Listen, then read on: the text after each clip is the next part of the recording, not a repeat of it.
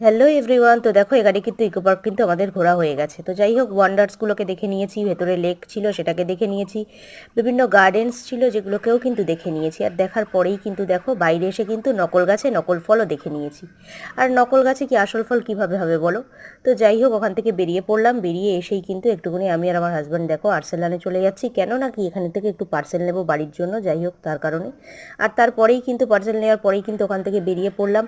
গিয়ে কিন্তু তারপরে চলে গেছিলাম একটু পাটুলিতে, কারণ সন্ধ্যা হলেই কিন্তু পাটুলিটা খুব সুন্দর লাগে, আলাদাভাবে যেহেতু খুব একটা আসা হয় না, আর মা বাবাকে নিয়ে তো আসাই হয় না। তো যাই হোক, ওখানে একটু নেমে পড়লাম। নেমে কিন্তু ওখানে কিছু ফাস্ট ফুড আইটেম আমরা ট্রাই করলাম।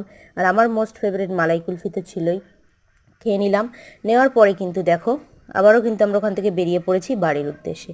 তো কেমন লাগলো ইকো পার্কের ভিডিওগুলো অবশ্যই কিন্তু আমাকে জানিও, ভালো লাগলে কিন্তু একটা অবশ্যই লাইক করে দিও। আর এরকম ভিডিও পেতে গেলে কিন্তু অবশ্যই কিন্তু আমার চ্যানেলে চোখ রাখতে হবে। তো প্রত্যেকে ভালো থেকো, সুস্থ থেকো, আর দেখা হবে খুব শিগগির নতুন আরও একটা ভিডিওতে। তো তোমরাও কিন্তু সময় পেলে এরকম তোমাদের পরিবারের সাথে সময় কাটিও, আর মোস্টলি মা বাবার সাথে তো সময় কাটিও, কারণ দিন শেষে সব কিছু থাকলেও কিন্তু অনেক মানুষ থাকে যেগুলো কিন্তু যারা থাকে না। তো যাই হোক, এই মুহূর্তগুলো তোমাদের সাথে শেয়ার করতে পেরে কিন্তু আমারও কিন্তু ভীষণ ভালো থাকে। তো ভালো থেকো প্রত্যেকে, আর সুস্থ থেকো, আর দেখা হবে খুব শিগগির নতুন আরও একটা ভিডিওতে। And thank you for watching.